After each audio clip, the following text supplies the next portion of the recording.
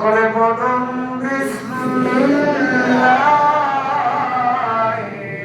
রাহমানির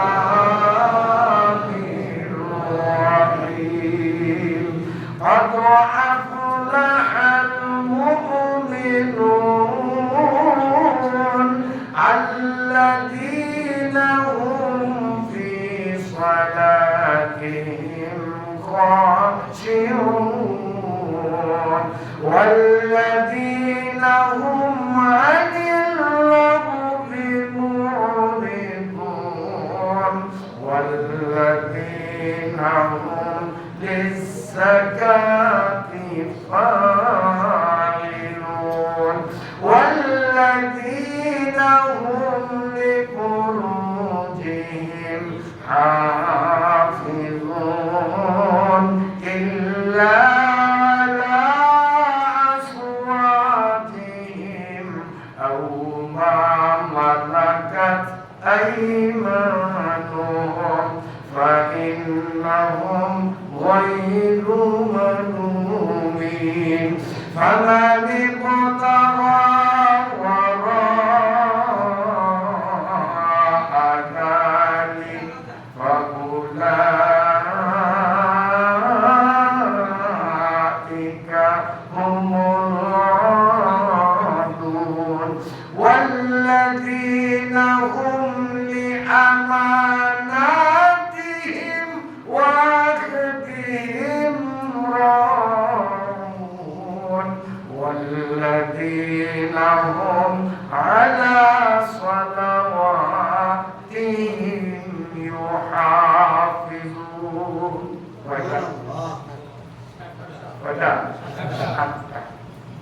আল্লাহ তাআলা বলেন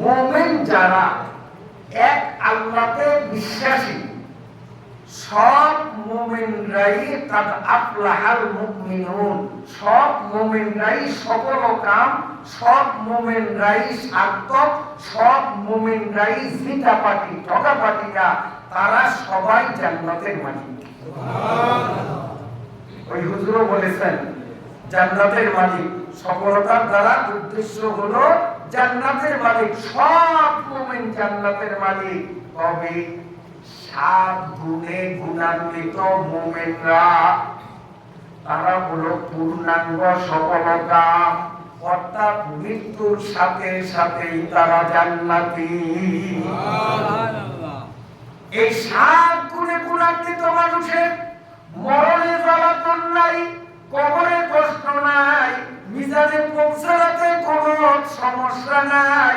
হাসরের ময়দানে কোনো তাদের বিপদ আপদ নাই জাহান্নামেও তাদের যেতে হবে না ডাইরেক্ট সরাসরি মরার সাথে সাথে জান্নাতি ওহে আল্লাহ মুমিনারা মাইদিয়ার ওহে আল্লাহ মুমিনারা মাইদিয়ার আপতে হাবে জান্নাত কামলিয়ার শান গুণে গুণান্বিত মানুষগুলো মরার সাথে সাথে আল্লাহ রাব্বুল আলামিন বলবেন তোমাদের জন্য আমার জান্নাতের সকল দরজাগুলো খুলে দিলাম ও বান্দা তোমার ইচ্ছা মতো জান্নাতে ঢোকো শান গুণে গুণান্বিত মানুষের কোনো সমস্যা নাই এরা মরার সাথে সাথে পূর্ণাঙ্গ সফলতা কিন্তু 7 গুণের মধ্যে যাদের ত্রুটি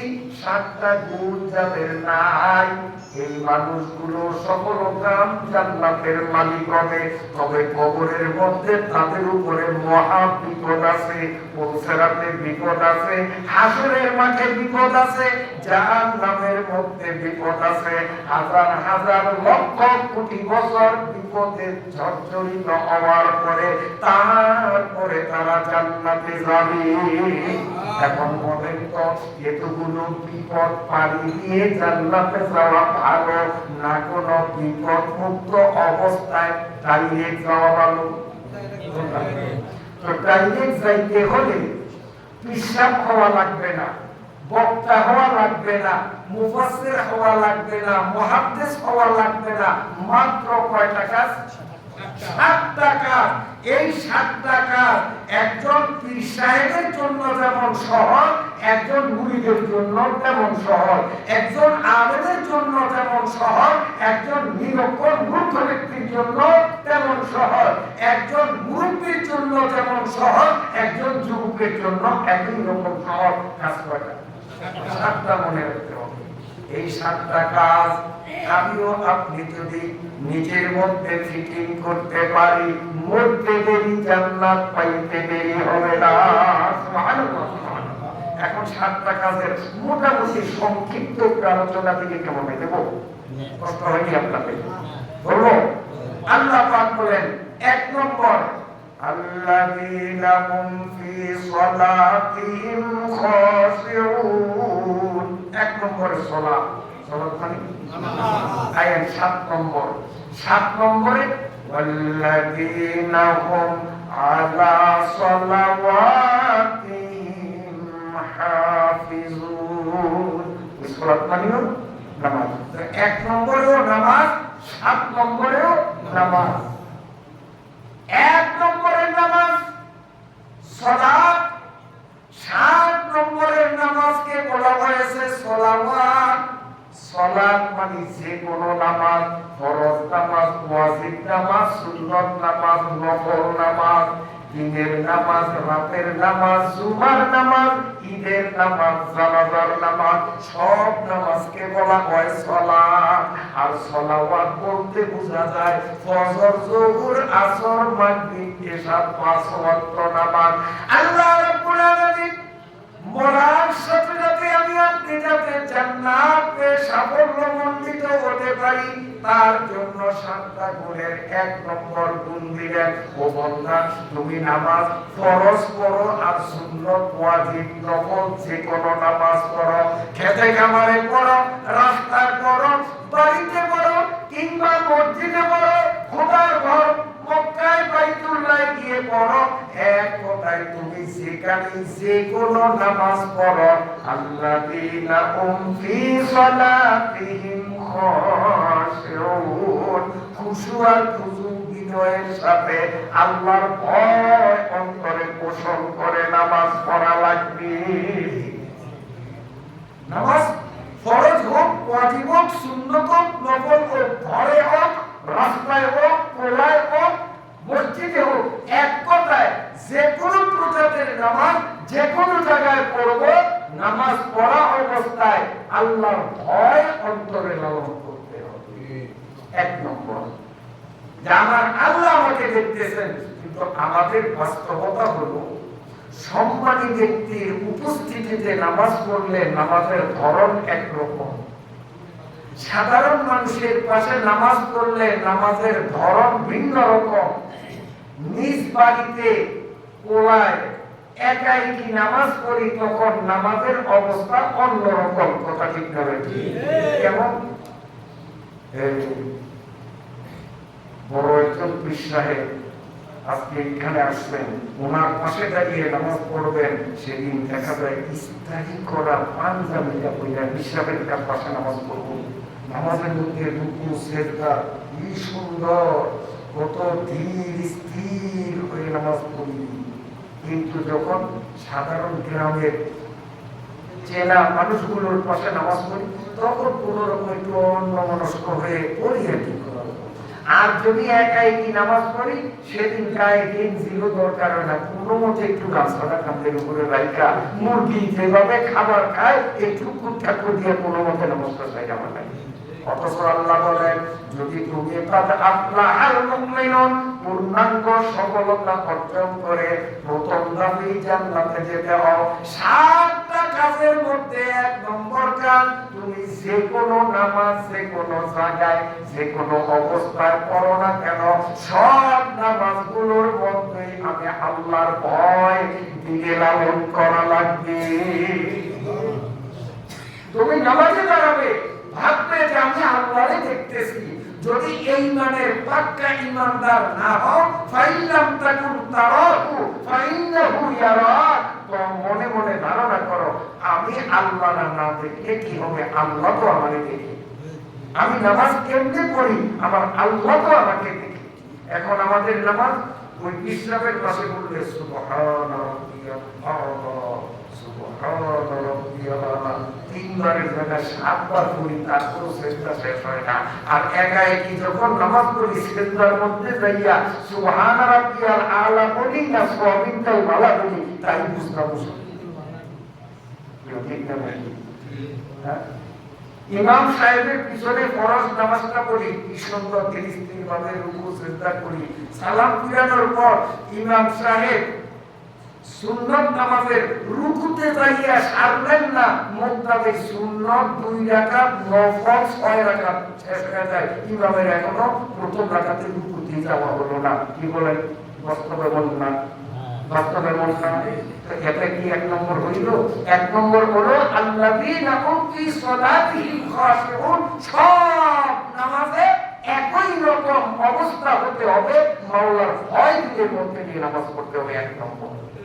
2 নম্বর ওয়াল্লাযীনা হুম আনিল লাগবি মুরিদুন, যারা অনর্থক কথা ও অনর্থক কাজ থেকে বিরত থাকে। অনর্থক মানে কি? অনর্থক মানে তাফসীরে লেখে যে সমস্ত কথা বা কাজ দ্বারা দুনিয়ারও লাভ নাই, আখিরাতেরও লাভ নাই, বরং দুনিয়ারও ক্ষতি, আখিরাতেরও ক্ষতি, এটাকে বলে অনর্থক। আরেকটা কাজ দুনিয়ার লাভ নাই বরং ক্ষতি, আখিরাত আর দুনিয়ার লাভ আছে কিন্তু আখিরাতের ক্ষতি, এটাও অনর্থক। বুঝলেন না? আবার বলি, প্রথমটা দুনিয়ারও লাভ নাই, আখিরাতেরও লাভ নাই, বরং দুনিয়ারও ক্ষতি, আখিরাতেরও ক্ষতি, এটার নাম কি? অনর্থক। যেমন মোবাইলে টাকা ঢুকাইয়া এমবি কিনিয়া, হ্যাঁ, তারপরে বসিয়া বসিয়া অশ্লীল ছবি দেখলাম, এতে আখিরাতে কি লাভ? এক একটা ছবি দেখলে 5টা কবুলের সওয়াব, কথা বলতে না, এক একটা ভিডিও দেখলে 3টা উমরার সওয়াব, আখিরাতে লাভ আছে না? গুনাহ, আখিরাতে ক্ষতি। আসলে দুনিয়ার লাভ তাও নাই, দুনিয়ার ক্ষতি। 2 ধরনের ক্ষতি। 1 ধরনের ক্ষতি আমার পয়সা নষ্ট হলো খালি খালি, 2 নম্বর ক্ষতি হলো আমার সময় নষ্ট হলো অযথা। তাহলে এই মোবাইলে এমবি কিনিয়া এই অন্যায় মূলক ভিডিওগুলো দেখা, এইটাও লক্ষ্য অনর্থকের অন্তর্ভুক্ত। 1 নম্বরে মাওলার জান্নাতে যাইতে হলে মোবাইলকে কন্ট্রোল করতে হবে। মোবাইল সাইয়ে বলে দায়েকি তরকে আওয়াজ জিন্দে বায়া আয় আমি, মোবাইল আমার কাতিল মিশুমার তাতুয়ানি আজমোবাইল কোন আজার মারে কাতিল সোয়ে গোরেস্তা বুরার মোবাইলা তো সোয়ে জাহান্নাম বুরার। এই মোবাইল 20 সাপের থেকেও মারাত্মক, কারণ বিষাক্ত সাপে যদি কামড় দেয় তো আমারে গুলিস্তানে নিবে, কবরে নিবে, বাড়িতে আর থাকা যাবে না। সাপে কাটলে বাড়ি থাকা যাবে, কত কবরে রাখবে। কিন্তু মোবাইল এমন একটা মারাত্মক, এই মোবাইল যদি আমাদের সুবল দেয় কবরে নিবে না, বরং এই মোবাইল আমাদের জাহান্নামে নিয়ে ছাড়বে। অতএব 1 নম্বরে সফলতা হইয়া মৃত্যুর সাথে সাথে যদি জান্নাতে যেতে চাই, তাহলে 1 নম্বর নামাজে মনোযোগী হওয়া। 2 নম্বর কাজ হলো আমার মোবাইলকে আমি কন্ট্রোল করা লাগবে। ঠিক আছে? আরেকটা কাজ যেটা দুনিয়ার লাভ, আখিরাতের ক্ষতি, এইটাও অনর্থক, এইটাও বাদ দিতে হবে। এইটা কি? এটা হলো সুদ। সুদ, আমি ওনাকে 100 টাকা দিলাম, ওনার থেকে 110 টাকা দিলাম, এই 10 টাকার নাম কি? সুদ। একবার আমার দুনিয়ার লাভ আছে, এই দোকানে যায় একটা চা একটা পান খেয়ে গেল, দুনিয়ার লাভ, কিন্তু আখিরাতের ক্ষতি। কেমন ক্ষতি? রাসূলুল্লাহ সাল্লাল্লাহু আলাইহি ওয়াসাল্লাম বলেন, একটা টাকা যে সুদ গ্রহণ করলো সেই ব্যক্তির আমলনামায় নিজের মায়ের সাথে 70 বার জিনার গুনাহ লেখা হবে। এইটা অনর্থক, এটা অর্জন করতে হবে। সময় কিন্তু অনেক বেশি হয়ে গেছে, বিস্তারিত ব্যাখ্যা দেওয়া সম্ভব হবে না। শুধু সূচির মতো 7টা পয়েন্ট বলেই আমি আলোচনাকে শেষ করব ইনশাআল্লাহ। বলবো না পর্যন্ত থাকবে সন্ধ্যা 7টা বলবো। গেল কয়টা? 2টা। একটা হলো নামাজে মনোযোগী হওয়া, 2 নম্বর অনর্থক কথা অনর্থক কাজ বাদ দেওয়া, 3 নম্বর ওয়াল্লাযীনা হুম লিয-যাকাতি ফাইলুন, যাদের উপরে যাকাত ফরজ, ধনী ব্যক্তিরা তারা হিসাব করে করে বছর অন্তর যাকাত প্রদান করে। এগুলোর ব্যাখ্যায় অনেক কথা আছে, সেটা যাওয়া যাবে না। গেল 3টা। 4 নম্বর ওয়াল্লাযীনা হুম লিফুরুজিহিম হাফিজুন ইল্লা আলা আজওয়াজিহিম আও মা মালাকাত আইমানুহুম ফাইন্নাহুম গায়রু মালুমিন। আল্লাহ পাক বলেন 4 নম্বর হলো নিজের যৌনাঙ্গকে সংযত রাখা, নিয়ন্ত্রণে রাখা, কন্ট্রোলে রাখা। মাত্র 2 জায়গায় যৌনতাকে ব্যবহার করা যাবে, এর বাইরে অন্য কোথাও করার কোনো সুযোগ ইসলামী শরীয়তে নাই। এই 2 জায়গার এক জায়গা বর্তমান পৃথিবীতে বিলুপ্ত, সারা পৃথিবীতে ওইটা এখন পাওয়া যায় না, কাজে সেটা নিয়ে আলোচনা করবো না। একটা আছে, সেটা হলো নিজের বৈধ স্ত্রী। রাসূলুল্লাহ সাল্লাল্লাহু আলাইহি ওয়াসাল্লাম বলেন, যে ব্যক্তি তার বৈধ স্ত্রীকে আনন্দ দেওয়ার জন্য মাত্র 1 মিনিট স্ত্রীর সাথে যদি ইয়ার্কি মস্কারি করে, প্রেম নিবেদন করে, হাসাহাসি করে, স্ত্রীর সাথে একটু মস্কারি করে, কত সময়? 1 মিনিট। আল্লাহ পাকের নবী বলেন, ওই স্বামীর উপরে ওই স্ত্রীর উপরে আল্লাহ খুশি হইয়া দুজনের আমলনামায় 1 বৎসর করে সওয়াব লিখে দেন। 1 বৎসর নফল ইবাদতের সওয়াব 1 মিনিটে পায় ওই স্বামী ওই স্ত্রী, যারা 1 মিনিটের জন্য মধুর আলাপনে মগ্ন হয়। কিন্তু আমাদের সমাজে উল্টো, স্ত্রী যদি মোবাইল করে, যখন তখন মোবাইল করস, মোবাইল করবি না, ফোন দিবি না, স্বামী করবে তখন জরুরি কাজ ফালাইয়াও ঘন্টার পর ঘন্টা তার সাথে খুচরা আলাপ করে মোবাইলের টাকা ফুরাইয়া গেলে নতুন করে আবার ফ্ল্যাক্সিলোড করিয়া আবার ঘন্টায় সমাজে আসবে না। অথচ স্ত্রীর সাথে রুক্ষ রাখা।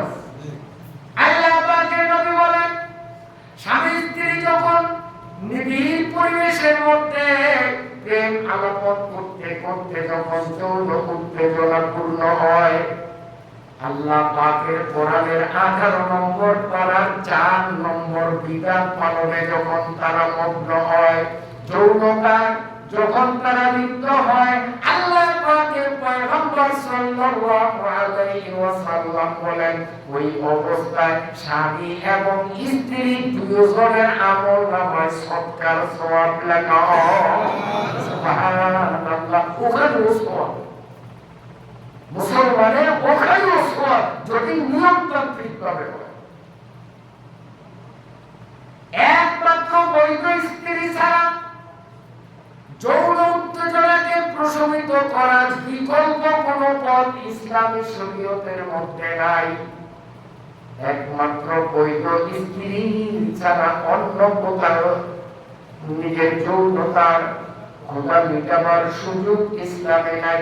আল্লাহ বলেন 7টা কাজের 4 নম্বর কাজ হলো একমাত্র বৈধ স্ত্রী ছাড়া কোথাও যৌন ক্ষুধা মিটাবে না। এই স্ত্রীর সাথে যৌন ক্ষুধা মিটাতে হলে সেখানেও শরীয়তের নির্ধারিত বিধান রয়েছে। রোজা অবস্থায় করা যাবে, কথা কয় না? আল্লাহর ঘর মসজিদের স্বামী স্ত্রী দুইজন রয়েছে, যে কোনো কারণে পারা যাবে। খোদার ঘর মসজিদ এখানেও পারা যাবে না, রমজানে মসজিদেও না, বাড়িতেও না, কোথাও পারা যাবে না। স্ত্রীর নির্ধারিত জায়গা ছাড়া অন্য কোন জায়গায়, বিশেষ করে জওয়ানদের উদ্দেশ্যে বলবো, আমাদের কাছে মোবাইল যুগে অথবা চিঠির মাধ্যমে অনেক মহিলারা জানতে চায়, হুজুর আমার স্বামী অত্যন্ত কুরুচিপূর্ণ একটা স্বামী, একটা কুরুচিপূর্ণ স্বামীর সংসার করে হুজুর, স্বামী আমার যৌনাঙ্গকে উপেক্ষা করে, আমার মলদার পায়খানার রাস্তা ব্যবহার করে, আমি ইচ্ছায় না বল প্রয়োগ করে আমাকে বাধ্য করে, হুজুর এতে এখন আমার বৈবাহিক সম্পর্ক আছে না নাই, কি করব আমি? যদি এই ধরনের কুরুচি সম্পন্ন যুবক পৃথিবীতে না থাকতো, মহিলারাও আমাদের কাছে মোবাইল না করতো, মোবাইল করে বুঝানোর সমাজে আছে। যুবক বাবারা কান খুলিয়ে শুনো, রাসূলুল্লাহ সাল্লাল্লাহু আলাইহি ওয়াসাল্লাম মান আতা হাইজান আও ইমরাআতান ফি দুবুরিহা আও কাইনান ফাকাদ কাফারা বিমা উনজিলা আলা মুহাম্মদ। তিরমিজি শরীফের হাদিস, তাফসীরে খাফিলে সূরা বাকারার ব্যাখ্যার মধ্যে হাদিসটা এসেছে।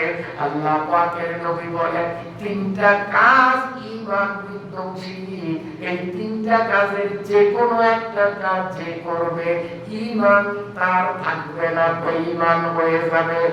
এক নম্বর কাজ, মান আতা হাইজান, স্বামী স্ত্রী বৈধ বিবাহ তাদের হয়েছে, দুইজন বৈধ স্বামী বৈধ স্ত্রী, কিন্তু স্ত্রীর এখন পিরিয়ড চলতেছে, মাসিক চলতেছে, ওই মাসিক চলাকালীন অবস্থায় যদি স্বামী তাকে ব্যবহার করে, আল্লাহর নবী বলেন নতুন করে কলেমা পড়ে মুসলিম হওয়া লাগবে।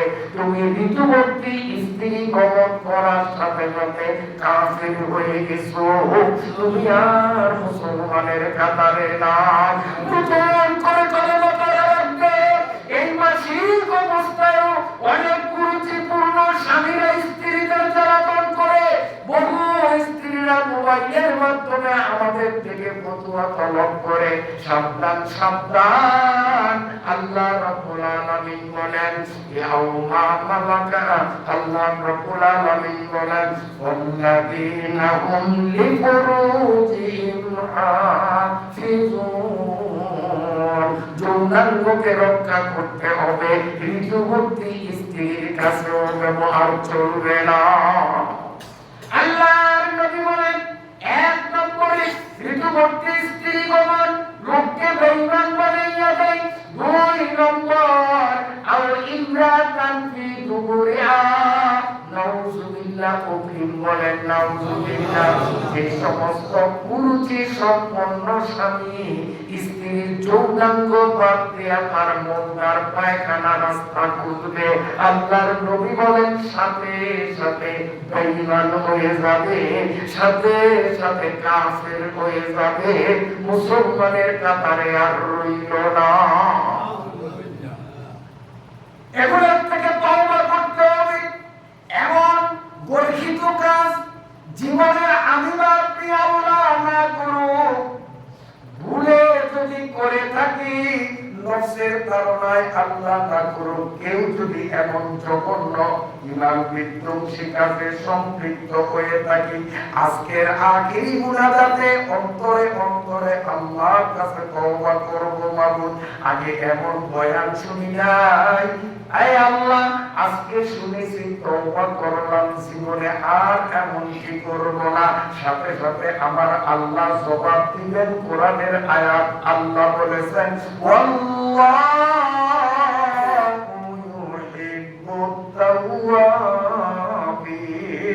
আল্লাহ বলবেন, তুই এমন খারাপ কাজ করার কারণে এতদিন আমার শত্রু ছিলি, এখন যখন তওবা করেছ, আমি আল্লাহ তোমারে আমার বন্ধুর কাতারে বরণ করলাম। কথা শোনা নাই, কথা আছে না না?